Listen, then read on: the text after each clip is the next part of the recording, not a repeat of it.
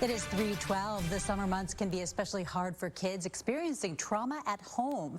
Being out of school means they are not in front of mandatory reporters like teachers, and it could cause cases of child abuse to go underreported. There are services to get victims the help that they need. The nonprofit Childhelp offers trauma therapy, and it is free. Joining us now is Megan Train, the Director of Communications with Childhelp. Megan, thank you so much for being with us today. Thank you for having me. Let's talk about the summertime. The kids aren't around those mandatory reporters, so what does that look like?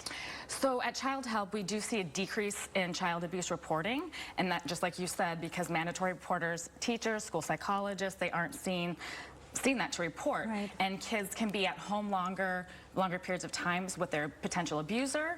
They're isolated from their support systems. A lot of times school might be the only place they get fed, and so it can be a sad time for a lot of kids. What kind of resources does Childhelp offer, especially during the summer?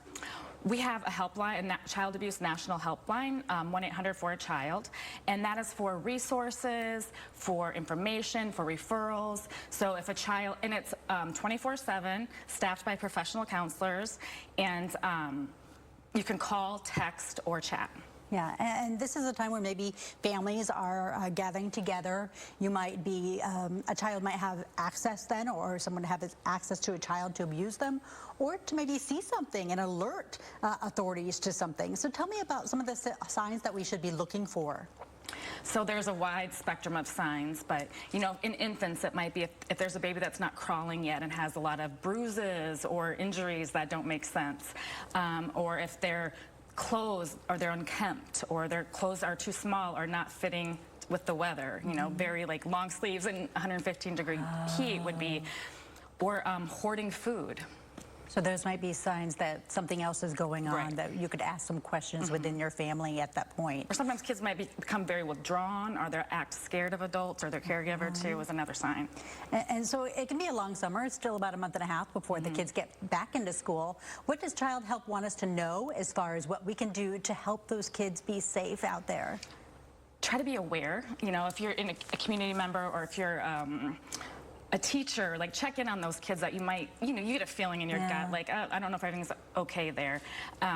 Also, educate kids on social media safety, internet safety, and let them know safe places they can go. We've got 1-800-4-CHILD, like I previously mentioned, that they can call anytime, text, chat.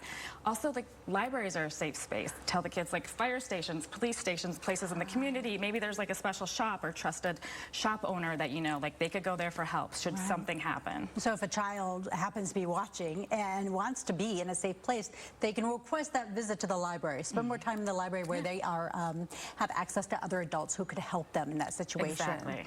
Oh, wow. It must be a tough stretch of summertime to get the kids back into the classes where you know they're being watched by people who are looking out for their best interests, hopefully.